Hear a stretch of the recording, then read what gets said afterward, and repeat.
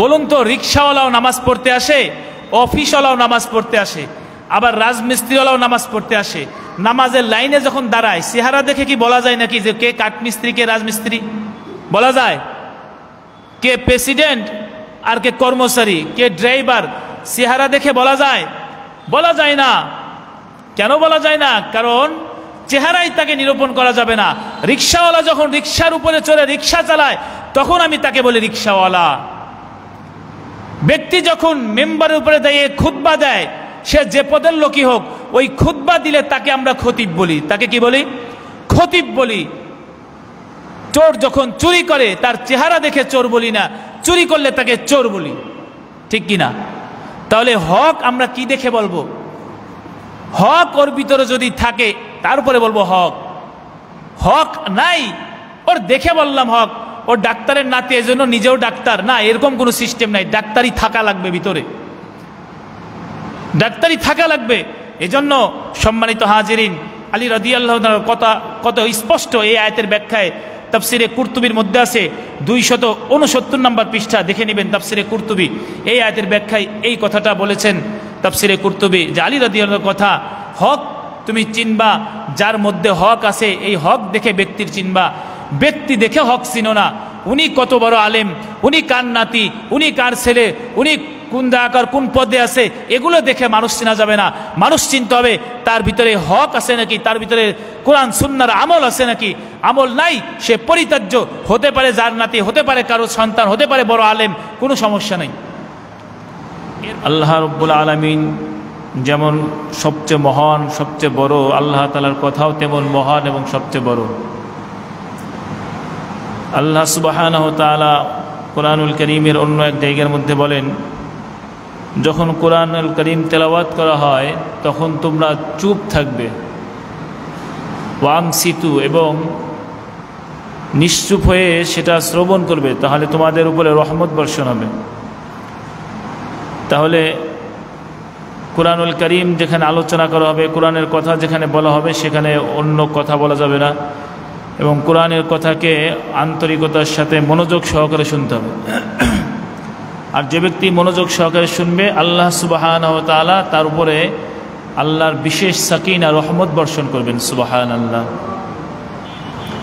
সূরাতুল বাকারার 42 নম্বর আয়াত থেকে আমরা অনুবাদ এবং সংক্ষিপ্ত ব্যাখ্যা করার চেষ্টা করব।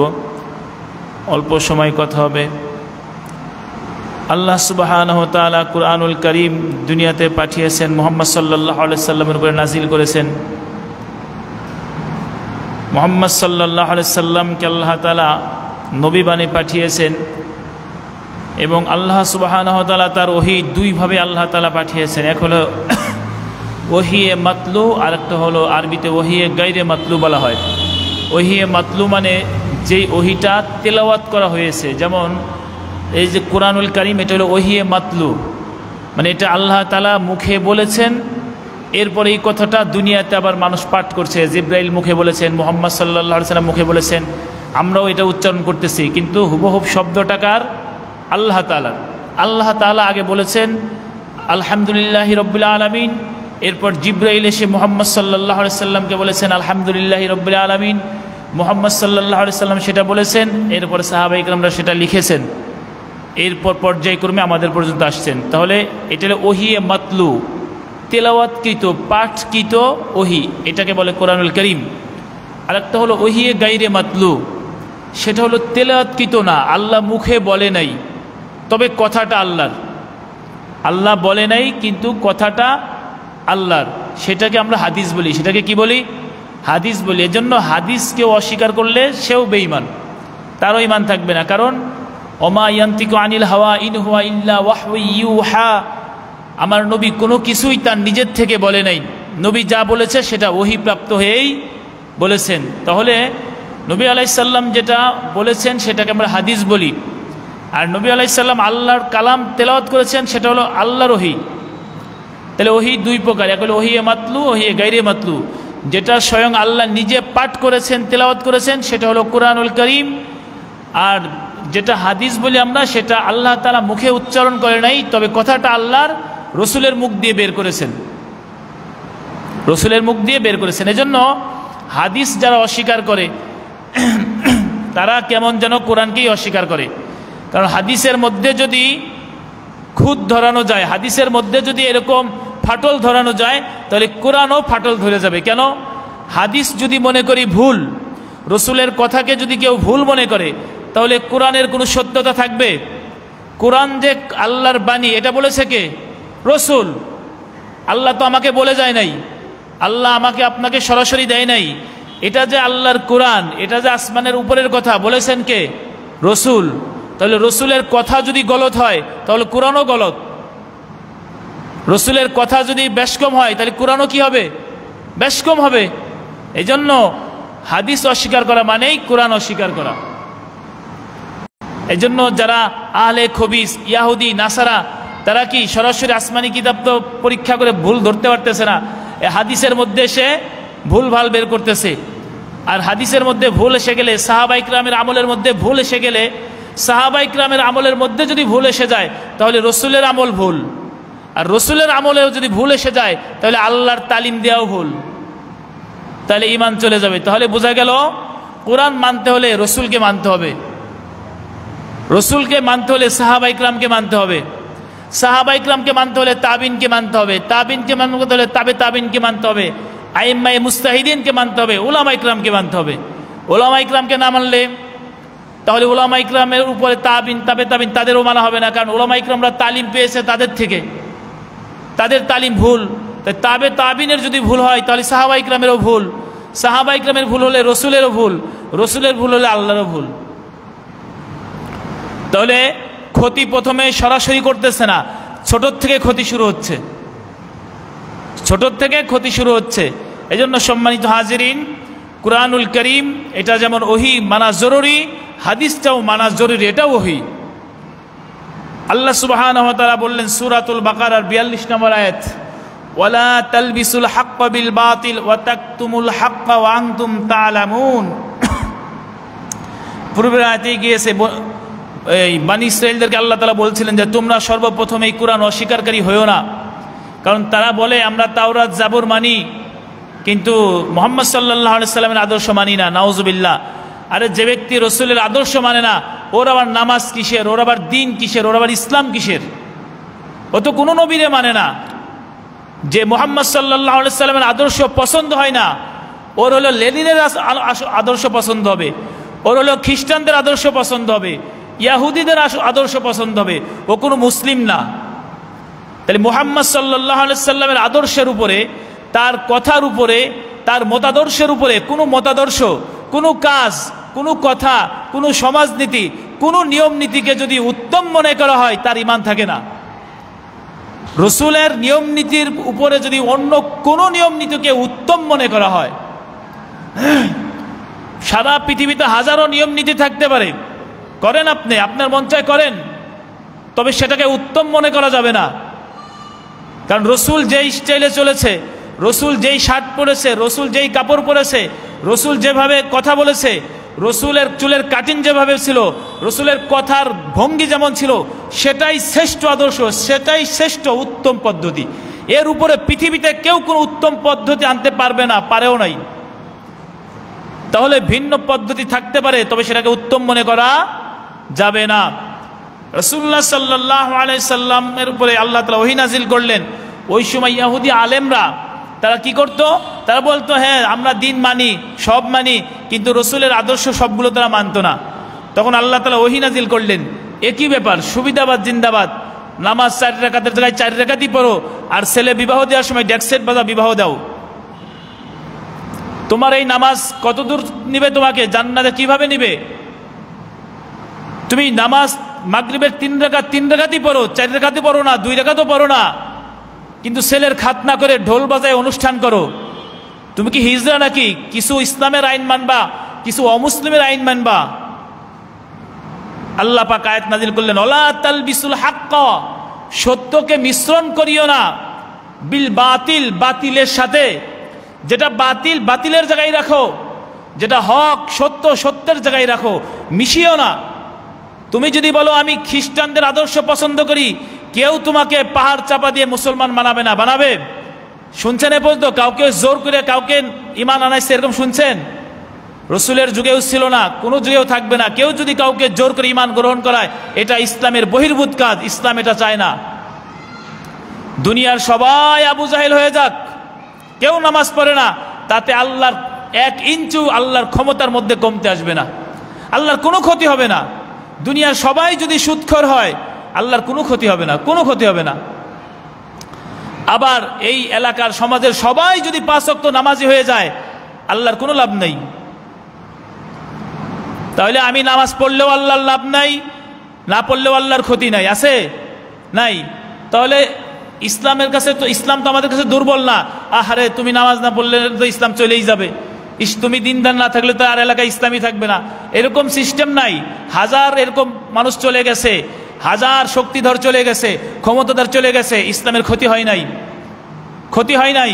ইসলাম, আল্লাহ সুবহানাহু ওয়া তাআলা বলেন হাদিসে কুদসি, সম্ভবত রাসূল সাল্লাল্লাহু আলাইহি ওয়াসাল্লাম বলেন যে আল্লাহ তাআলা বলেছেন এই দুনিয়ার সমস্ত মানুষ যদি ইসলাম ত্যাগ করে আল্লাহ পাক অন্য জাতি সৃষ্টি করে ইসলাম তাকে দিয়ে কায়েম করবেন ইনশাআল্লাহ।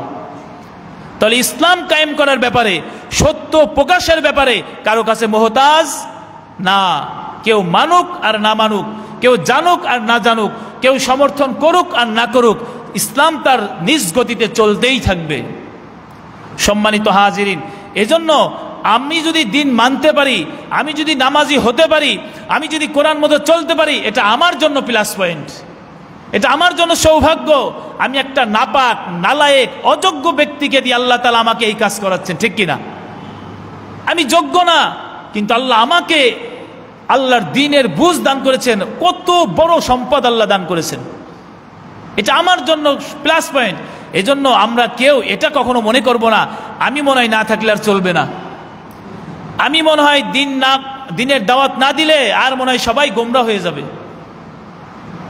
আমি 5 ওয়াক্ত নামাজি না থাকলে আর তো মসজিদে মুসল্লি হইতো না। কি বলেন? এরকম অনেক সময় আসে কিনা? আমার মতো ভালো মানুষ কে আছে? সারা দুনিয়ার মানুষ নামাজ না পড়ে তো জাহান্নামে হয়ে যাচ্ছে, আমি একাই জান্নাতি হয়ে যাচ্ছে নামাজ পড়ে। না, আমাকে দিয়ে আল্লাহ তাআলা এই কাজ করাচ্ছেন, এজন্য আমি সৌভাগ্য। আমার কোনো যোগ্যতা নাই, আমি পারবো না এই কাজ করতে, আল্লাহ আমাকে পছন্দ না করলে আমার ক্ষমতা নাই এটা করার। আল্লাহ তাআলা বলেন ওয়ালা তালবিসুল হাক্কা, তালবিসু মানে পোশাক পরিধান করানো, এখানে অর্থ হলো লা তালখতু মানে মিশ্রিত করা, মিশিয়ে দেওয়া। হাক্কা মানে সত্য, বিল বাতিল মানে অসত্য, সত্যকে অসত্যের সাথে মিশিও না, এটা আদেশকার আল্লাহ সুবহানাহু ওয়া তাআলার। এখন আমরা প্রত্যেকের বিবেকের কাছে প্রশ্ন করি, আমি যেই কাজগুলো করছি এগুলো সবই কি সত্য নাকি অসত্য মিশ্রিত? যদি জেনে শুনে অসত্য মিশ্রিত হয় তাহলে আমার মতো মুনাফিক সমাজ আর কে আছে? আমি তো এমন ইমানদার, এমন নামাজি, এমন রোজাদার, আমাকে মুনাফিক কে বলে? মুনাফিক বললে তো আমি আগুনে জ্বলে যাচ্ছি। অথচ সাহাবা ইকরামরা নিজেকে মুনাফিক হওয়ার ব্যাপারে ভয় পেয়েছেন। সাহাবা ইকরাম যাদেরকে আল্লাহ তাআলা জান্নাত ঘোষণা করেছেন, রাজি হয়ে গেছেন, বলেছে যে আমি সাহাবা ইকরামের কর্মের উপরে রাজি, সেই সমস্ত সাহাবা ইকরাম মাঝে মাঝে দিলে ভয় চলে আসছে, আমি কি মুনাফিক হয়ে গেলাম নাকি? কারণ মসজিদে যা বলি একটা, শুনি একটা, আর বাইরে যা আচরণ দেখাই আর একটা। সাহাবা ইকরাম এই ভয় পাইছে। আর আমরা তো 5 ওয়াক্ত নামাজি, আমাদের মুনাফিক কে বলে? আমরা তো দুনিয়ার সব জায়গায় ইসলাম মানতেছি, আরে পুরাপুরি, কি বলেন? সব জায়গায় মানতেছি। আর যদি সব জায়গায় না মানি, ঠিক আছে, মানার চেষ্টা করা এতটুকু তো দরকার, মানার চেষ্টা করা। নিজেকে জাহান্নাম থেকে বাঁচানো ফরজ, আমি জাহান্নাম থেকে বাঁচানো ফরজ আমার উপর, আপনাকে আপনার জাহান্নাম থেকে বাঁচানো ফরজ আপনার উপরে। এখন বলুন তো, ফরজ বিধান হলো সবার আগে আমাকে জাহান্নাম থেকে আমার বাঁচাতে হবে, এরপরে আমি আপনার চিন্তা করব। আপনার চিন্তা আগে করব না, আগে আমার চিন্তা করব। আগে কার চিন্তা করব? আমার চিন্তা। আপনাকে আপনার চিন্তা করবেন, এরপরে বোর চিন্তা করবেন, যে এরপরে ছেলের চিন্তা। কিন্তু এখন আমাদের অবস্থা হয়েছে কি, আমার ছেলের খুশি করার জন্য, বোর খুশি করার জন্য আমি অরিজিনাল জাহান্নামী হয়ে যাচ্ছি। অথচ বোর বাঁচানোর আগে আমাকে আমার বাঁচানোর ফরজ। কারণ কি? আল্লাহ পাক কোরআনের মধ্যে বলেছেন, কু আনফুসাকুম ওয়া আহলিকুম নারা, কু আনফুসাকুম, তোমরা তোমাকে বাঁচাও, ওয়া আহলিকুম, এবং তোমাদের পরিবার পরিজনকে বাঁচাও, নারা, জাহান্নাম থেকে। তাহলে আমাকে আমার বাঁচাতে হবে জাহান্নাম থেকে, এটা হলো আমার উপরে ফরজ।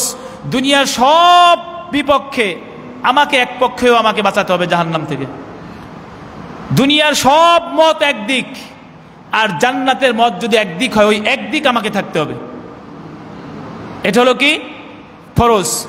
এরপর আমার পরিবার পরিজনকে বাঁচাতে হবে। পরিবার পরিজনকে বাঁচানো হলো ফরজে কেফায়ার মতো, অর্থাৎ আমার উপরে ফরজ আইন না, অর্থাৎ তাকে বাঁচানোর চেষ্টা করাটা ফরজ। যদি আমার ছেলেকে জাহান্নাম থেকে বাঁচানো আমার উপরে ফরজ হতো, তাহলে নূহ আলাইহিস সালাম জান্নাতে যাইতে পারবে না। যদি আমার বাবাকে জাহান্নাম থেকে বাঁচানো আমার উপরে ফরজ হইতো, তাহলে হযরত আলী রাদিয়াল্লাহু তাআলা আনহু জাহান্নামে যেতে পারবে না। যদি আমার স্ত্রীকে জাহান্নাম থেকে বাঁচানো আমার উপরে ফরজ হতো, তাহলে লূত আলাইহিস সালাম জান্নাতে যেতে পারবে না। কেন? নূহ আলাইহিস সালামের ছেলে জাহান্নামে যাবে, লূত আলাইহিস সালামের স্ত্রী জাহান্নামে যাবে, সিদ্ধান্ত হয়ে গেছে। হযরত আলী রাদিয়াল্লাহু তাআলার বাবা জাহান্নামে যাবে, সিদ্ধান্ত ফয়সালা হয়ে গেছে। হুজুর সাল্লাল্লাহু আলাইহি সাল্লামের আপন চাচা আবু তালিব জাহান্নামে যাবে, ফয়সালা হয়ে গেছে। তাহলে বোঝা গেল নবীরা তো অবশ্যই জান্নাতে যাবে, কিন্তু তার ছেলে গেল না। তার মানে হলো আমি আমার ছেলেকে জান্নাতে নেওয়ার জন্য চেষ্টা করব, চেষ্টা করা আমার জন্য ফরজ। আমি অনেক চেষ্টা করেছি, এরপরেও গাঁজা খায়, এরপরে বাদ, যা তোর পথ তুই দেখ, ছেড়ে দিতে হবে। প্রথমে চেষ্টা হচ্ছে না, ছেড়ে দিতে হবে। কিন্তু এরকম সুযোগ নাই, অন্যায় করেই যাবে, আপনি তাল মিলেই যাবেন। সমাজে এরকম মুনাফিক বেশি, যারা দোধারে দুদিকে থাকে, কারো কাছে খারাপ হতে চায় না। কি বলেন? আপনিও যাতে আমারে ভালো বলেন, উনিও যাতে ভালো বলুক, এজন্য সবার সাথে মিলে চলতে পারে, এরকমের লোক সংখ্যা বেশি। আর নবী আলাইহিস সালাম এরকম ভাবে চললে তার পাথর খাইতে হতো না, এভাবে চললে তাকে গালি শুনতে হতো না, কারণ তার চরিত্র ছিল সর্বশ্রেষ্ঠ চরিত্র। তাকে গালি দিছে কারণ একটাই, সত্য কথা বলেছে। তাকে জাদুকর বলেছে কারণ একটাই, সে হকের কথা বলেছে। তাছাড়া তার চরিত্রে কোনো কলঙ্ক ছিল না। সে কারো 2 টাকা মাইরে খায় নাই, কারো মেয়ে নিয়ে বের হয়ে যায় নাই, কাউকে কোনোদিন গালি দেয় নাই। কিন্তু তারপরেও তাকে গালি দিছে মানুষ। কেন দিছে? কারণ হলো বলছে বাপদাদার নিয়ম ছাড়তে হবে, মূর্তি পূজা ছাড়তে হবে, কোরআনের কথা বাস্তবায়ন করতে হবে। এ কথা বলার কারণেই গালি খাইছে, ঠিক কিনা? এজন্য এ কথা আমরা বলতে গেলেও গালি খাবো, এটাই স্বাভাবিক। কিন্তু সম্মানিত হাজিরিন এবং আমরা যারা শুনতেছি, খেয়াল রাখা লাগবে আল্লাহ কি বলতেছেন সূরা বাকারার 42 নম্বর আয়াত, ওয়ালা তালবিসুল হাক্কা বিল বাতিল, হক আর বাতিলকে মিশিও না। হককে হকের জায়গায় রাখো, বাতিলকে বাতিলের জায়গা রাখো, পরিষ্কার করে রাখো। ওয়াতাকতুমুল হাক্কা ওয়া আনতুম তাআলামুন। ওই সময় ইহুদিরা বলতো আমরা তাওরাত জাবর মানি, রাসূলের আদর্শ মানি না। অন্য মানুষরা আসতো, তাদের বলতো হ্যাঁ হুজুর তো ঠিকই বলেছে, রাসূল যেগুলো বলতেছে সব ঠিক আছে, কিন্তু আমরা করি না, তোমরা করো। ইহুদিদের খাসলত ছিল এটা, যে হ্যাঁ উনি তো ভালো, ওনার কথাও ভালো, কিন্তু কথা হলো আমরা মানি না, আমরা করব না। ওই ইহুদিরা বলতো। এজন্য আল্লাহ তাআলা তাদেরকে বলতেছেন ওয়াতাকতুমুল হাক্কা, তোমরা জানো যে এটা হক, এরপরেও কেন তাকতুমুল মানে গোপন করো, হককে গোপন করিও না। আল্লাহ সুবহানাহু ওয়া তাআলা বলেন হক মানে সত্য, সত্যকে গোপন করিও না। আর এই সত্য কথা বলতে গেলে, এই সত্য প্রকাশ করতে গেলে অনেক সময় সমাজ, অনেক সময় পরিবার, অনেক সময় আত্মীয় স্বজন তোমার বিপক্ষে চলে যাবে। আল্লাহ তাআলা বলেন ওয়াতাকতুমুল হাক্কা ওয়া আনতুম তাআলামুন, তোমরা যে অবস্থায় জানো যে এটা হক সত্য, এরপরেও কেন গোপন করো? তাহলে সত্যের জায়গায় সত্য রাখতে হবে, আর বাতিলের জায়গায় না, সত্যর জায়গায় অসত্যর জায়গায় সত্য রাখতে হবে। আর আমাদের অধিকাংশ মানুষের স্বভাব হলো সত্য আর মিথ্যাকে মিশ্রণ করি। কিছু আল্লাহর হুকুম মানি, কিছু বাপের হুকুম মানি, কিছু ইমাম সাহেবের হুকুম মানি, কিছু পীর সাহেবের হুকুম মানি, কিছু দাদার হুকুম মানি, কিছু সমাজের নিয়ম নীতি মানি। কই ওইখানে তো আল্লাহর হুকুম মানা যায়, এখানে তো ওটা চলে না, এখানে সমাজে যেটা বলে সেটা মানা লাগে। ওরে আবার আমরা মুসলমান বলি, ওরে মুসলমান বলি, বলে এইখানে ওইটা মানা যায় না। সম্মানিত হাজিরিন, একটা উদাহরণ দিলে আরও পরিষ্কার হবেন। দেখুন, রাস্তার ডান পাশ দিয়ে চলি না বাম পাশ দিয়ে চলি আমরা? সুন্নাহ হলো ডান পাশ দিয়ে চলা। সত্য কথা বলতে হবে। রাস্তার কোন পাশ দিয়ে চলা সুন্নাত? ডান পাশ দিয়ে। রসুল ডান পাশ দিয়ে শিখিয়েছেন। রসুলের শিক্ষার ডান পাশ দিয়ে। আমাদের রাষ্ট্রের নিয়ম, সমাজের নিয়ম, আমরা অধিকাংশ মানুষ বাম পাশ দিয়ে চলি, ঠিক কিনা? এখন বলুন তো, বাম পাশ দিয়ে চলা উত্তম না ডান পাশ দিয়ে চলা উত্তম? ডান পাশ দিয়ে চলা উত্তম। এখন যদি কেউ বাম পাশ দিয়ে চলা উত্তম বলে, ঈমান থাকবে? আপনি চলেন, আপনি বাম পাশ না, আপনি ল্যাংটায় চলেন, তাও কোনো আপত্তি নেই। আপনি বাম পাশ দিয়ে চলেন, না করবো না কোনোদিন, চলেন, তবে উত্তম ডান পাশ দিয়ে। উত্তম কোন পাশ দিয়ে? ডান পাশ দিয়ে। 1450 বছর আগে এই আখলাক চরিত্র শিখাই গেছে। এখন আপনি বাম পাশ দিয়ে চলে যদি খুশি থাকেন, বাম পাশ দিয়ে চলে যদি উত্তম মনে করেন, আপনার ঈমান থাকবে না। আবার বাম পাশ ডান পাশ দিয়ে চলার কারণে আপনি যদি দুর্ঘটনা ঘটান রাস্তায়, দেখবেন আপনাকে আগে অ্যারেস্ট করবে, আপনাকে ধরবে। ওই রাস্তায় যে পুলিশ থাকে আপনার জরিমানা দিবে। যদি তারে কোন ভাই আমি তো একটা সুন্নত মানছি, আপনার নাম আব্দুর রহমান, আপনার নাম আব্দুল্লাহ, আপনি চাকরি করেন, তার কারণে আপনিও জানেন যে ডান পাশ দিয়ে বলা সুন্নত, আর আমি ডান পাশ দিয়ে চলছি, এজন্য আপনি জরিমানা ধরলেন। আবার কয় রং সাইড। ডান পাশ কি বলে? রং সাইড মনে, ভুল পথ মনে। এটা দেখছেন, আমার শিখাচ্ছে উনি তালিম। ডাইন পথে চলা মানে রং, আর বাম পাশে চলা মানে রাইট। বাহ, কত সুন্দর তালিম! ওই লোকটার কোরআন কি আর হাদিস কি, ওর ইমান কি? সম্মানিত হাজরিন, একটা উদাহরণ দিলাম। এরকম আপনার জীবনে দেখেন তো কতগুলো সুন্নাহর বিরোধী চলতেছেন, কতগুলো আইন সুন্নাতের বিরোধী হচ্ছে। কোনোদিন কি জিজ্ঞাসা করছেন যে হুজুর এটা সুন্নাত তরিকা কি, এটার সুন্নত পদ্ধতি কি? না, তা জিজ্ঞেস করার প্রয়োজন নেই তো। চুলের কাটিনের সুন্নত পদ্ধতি কি, জিজ্ঞেস করার প্রয়োজন নাই তো। ফুটবল খেলার সুন্নত পদ্ধতি কি, জিজ্ঞেস করার প্রয়োজন নাই তো। কারণ আমি তো নামাজের জায়গায় ইসলাম মানি, কিন্তু মাঠে তো ইসলাম মানি না। আমি ঘরে তো ইসলাম মানি না, বাজারে তো ইসলাম মানি না, ওজন করার সময় তো ইসলাম মানি না, তখন জো বাইডেনের আইন মানি।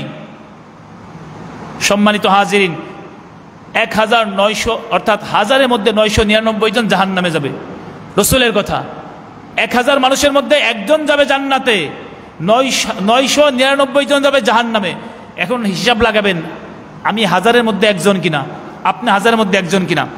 তাহলে কথা হলো তালবিসুল হক বিল বাতিল, হককে সত্যকে মিথ্যার সাথে মিশানো যাবে না, এটা ফরজ।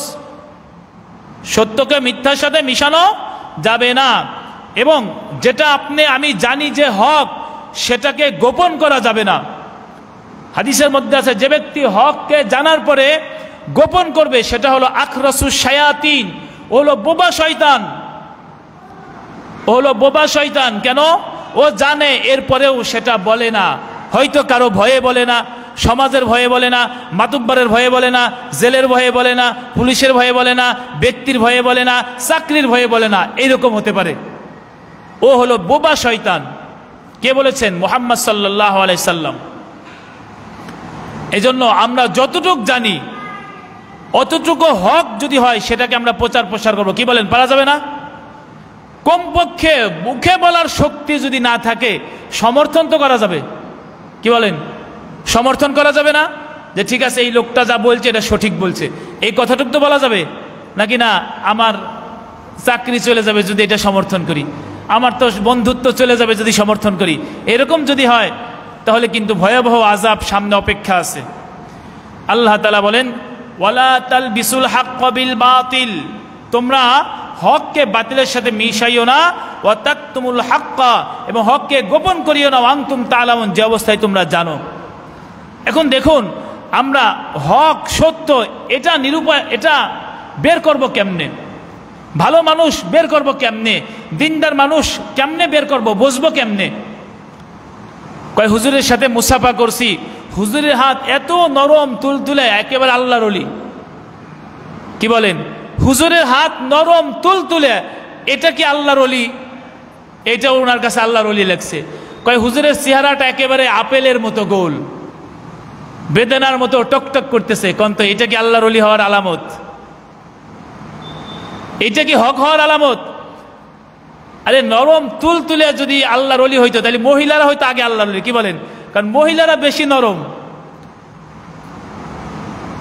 আর সৌন্দর্য দিয়ে যদি আল্লাহর ওলি চিনা যাইতো, যে বেশি সৌন্দর্য, একেবারে সাদা, একেবারে লাল টকটকে, তাহলে চলচ্চিত্র জগতের নায়ক নায়িকা হলে সবার চেয়ে বড় আল্লাহর ওলি হইতো।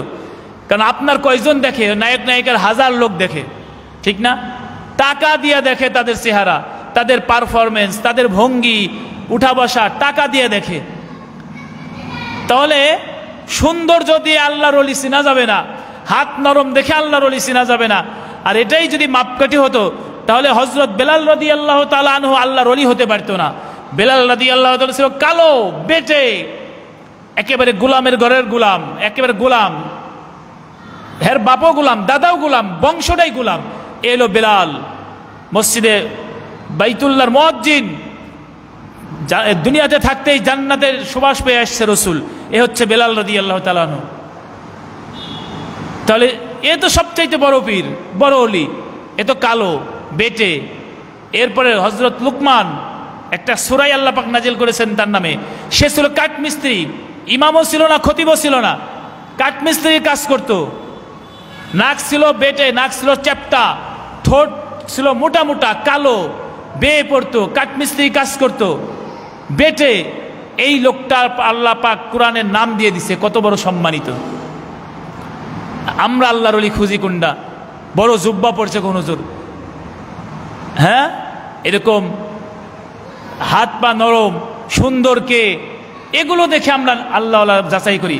অথচ কওলে আলী রাদিয়াল্লাহু তাআলা আনহু, আহলে বায়তের একজন জলিল কদর সাহাবী হযরত আলী রাদিয়াল্লাহু তাআলা আনহু, উনি বলতেছেন, আরে আল্লাহ হক তুমি চিনবা কেমনে, সত্য তুমি বুঝবা কেমনে? উনি বলতেছে, ইয়া হারিস, হারিস বিন হুদকে বলতেছিল, ইয়া হারিস ইন্নাহু মালবুসুন আলাইকা ইন্নাল হাক্ক লা ইয়ারিফ বির রিজাল। নিশ্চয়ই হককে চেনা যায় না কোনো ব্যক্তি দেখে। কোনো ব্যক্তি দেখে কি চেনা যায় না? হক চেনা যায় না। কোনো মানুষ দেখে আপনি বলবেন না এই নো আল্লাহওয়ালা, উনি হক। তাহলে কি দেখে চিনবেন? আরে হক কোনো ব্যক্তি দেখে চিনবেন না, চিনবেন হক দেখেই। ওই ব্যক্তিকে নিরূপণ করবেন হক দেখে, ওই ব্যক্তির মধ্যে হক আছে কিনা, ওই ব্যক্তির মধ্যে সত্য আছে কিনা। ওই ব্যক্তির মধ্যে যদি সত্য থাকে তাহলে ব্যক্তি হকওয়ালা, আর যদি ব্যক্তির মধ্যে হক না থাকে, দুনিয়ার বাহ্যিক সব ভালো থাক, সে হক নয়। এরপরে বলেন, আরিফিল হাক্কা তারিফ আহলাহু। কোনো ব্যক্তি দেখে তুমি হক চিনো না, বরং হক চেনার জন্য তুমি দেখো হক কোন ব্যক্তির কাছে আছে। যেই ব্যক্তির কাছে হক আছে তাকে তুমি হকওয়ালা বলো। যেমন বলুন তো, রিক্সাওয়ালাও নামাজ পড়তে আসে, অফিসওয়ালাও নামাজ পড়তে আসে, আবার রাজমিস্ত্রিওয়ালাও নামাজ পড়তে আসে। নামাজের লাইনে যখন দাঁড়ায়, চেহারা দেখে কি বলা যায় নাকি যে কে কাঠমিস্ত্রি কে রাজমিস্ত্রি? বলা যায়? কে প্রেসিডেন্ট আর কে কর্মচারী, কে ড্রাইভার, চেহারা দেখে বলা যায়? বলা যায় না। কেন বলা যায় না? কারণ চেহারাই তাকে নিরূপণ করা যাবে না। রিক্সাওয়ালা যখন রিক্সার উপরে চড়ে রিক্সা চালায়, তখন আমি তাকে বলি রিক্সাওয়ালা। ব্যক্তি যখন মেম্বারের উপরে দাঁড়িয়ে খুতবা দেয়, সে যে পদের লোকই হোক, ওই খুতবা দিলে তাকে আমরা খতিব বলি। তাকে কি বলি? খতিব বলি। চোর যখন চুরি করে, তার চেহারা দেখে চোর বলি না, চুরি করলে তাকে চোর বলি, ঠিক কিনা? তাহলে হক আমরা কি দেখে বলবো? হক ওর ভিতরে যদি থাকে তারপরে বলবো হক। হক নাই, ওর দেখে বললাম হক। ওর ডাক্তারের নাতি, এজন্য নিজেও ডাক্তার না, এরকম কোনো সিস্টেম নাই। ডাক্তারি থাকা লাগবে ভিতরে, ডাক্তারি থাকা লাগবে। এজন্য সম্মানিত হাজিরিন, আলী রাদিয়াল্লাহু তাআলার কথা কত স্পষ্ট এই আয়াতের ব্যাখ্যায় তাফসিরে কুরতুবির মধ্যে আছে। 269 নম্বর পৃষ্ঠা দেখে নেবেন তাফসিরে কুরতুবি। এই আয়াতের ব্যাখ্যায় এই কথাটা বলেছেন তাফসিরে কুরতুবি, যে আলী রাদিয়াল্লাহু কথা, হক তুমি চিনবা যার মধ্যে হক আছে, এই হক দেখে ব্যক্তির চিনবা। ব্যক্তি দেখে হক চিনো না। উনি কত বড় আলেম, উনি কার নাতি, উনি কার ছেলে, উনি কোন জায়গার কোন পদে আছে, এগুলো দেখে মানুষ চেনা যাবে না। মানুষ চিনতে হবে তার ভিতরে হক আছে নাকি, তার ভিতরে কোরআন সুন্নাহর আমল আছে নাকি। আমল নাই, সে পরিত্যাজ্য। হতে পারে যার নাতি, হতে পারে কারো সন্তান, হতে পারে বড় আলেম, কোনো সমস্যা নেই। এরপর আল্লাহ তাআলা বলেন, ওয়া আকিমুস সালাতা ওয়া আতুজ যাকাত ওয়ারকাউ মা'আর রাকিন। তোমরা নামাজ কায়েম করো আর যাকাত আদায় করো। নামাজ কায়েম মানে নিজে নামাজ পড়ো এবং অন্যকে নামাজের দাওয়াত দাও, নামাজের উপরে উঠাও, এটাকে কায়েম বলা হয়। কায়েম মানে প্রতিষ্ঠা করা। সারা জীবন আমার পরিবারে 4 জন সদস্য, আর সারা জীবন আমি নামাজ পড়তেছি, আমার বউ নামাজ পড়লো না, এই লোকটা নামাজ কায়েম করে নাই, নিজে নিজে পড়ছে। যে সারা জীবন সে নিজে নামাজ পড়েছে, ছেলে সন্তান মেয়েদের নামাজ শেখাতে পারে নাই, কিরাত শেখাতে পারে নাই, নামাজের ফরজ জানাতে পারে নাই, এই লোকটা নামাজ কায়েম করে নাই, সে সমাজের মধ্যে নামাজ প্রতিষ্ঠা করে নাই, সে নিজের নামাজ পড়ে গেছে। আল্লাহ জানে তার নামাজ কবুল হবে কিনা। এরপরে বলেছেন ওয়াতুজ যাকা, জাকাত আদায় করো, অর্থাৎ দান সদকা করো বেশি বেশি, এবং জাকাত যেটা ফরজ এরা অবশ্যই আদায় করবে। ওয়ারকাউ মা'আর রাকিন, রুকুকারীদের সাথে রুকু করো, যারা রুকু করে, অর্থাৎ যারা বিনয়ী, যারা দিনদার, তাদের সাথে দিনদারিত্ব, তাদের থেকে দিনদারিত্ব শেখো। তারা যখন নামাজ পড়ে তাদের সাথে নামাজ পড়ো, রুকু করে রুকু করো। যে কোনো কাজ তারা যখন জামাতবদ্ধ হয়ে কাজ করে তাদের সাথে তোমরাও সেই কাজগুলো করো। সম্মানিত হাজির, মাত্র 2টি আয়াত আমি অনুবাদ করেছি এবং সামান্য ব্যাখ্যা করার চেষ্টা করেছি। আল্লাহ তাআলা আমল করার তৌফিক দান করুক। সূরাতুল বাকারার 42 এবং 43 নম্বর আয়াত আপনি অনুবাদ দেখতে পারেন, ঘরে অনুবাদ কোরআন কিনে নেন, অনুবাদ দেখে দেখে জীবনকে কোরআন মতো চালানোর চেষ্টা করেন। শুধু নামাজ পড়লেন আর কোনো কিছু দরকার নাই, শুধু দিন একটা অংশকে আপনি টাইট করে ধরলেন, নামাজ রোজা হজ জাকাত, 5টা ইসলামের ভিত্তি, আপনি একটা ভিত্তি ধরলেন আর 4টে ধরলেন না। কি বলেন?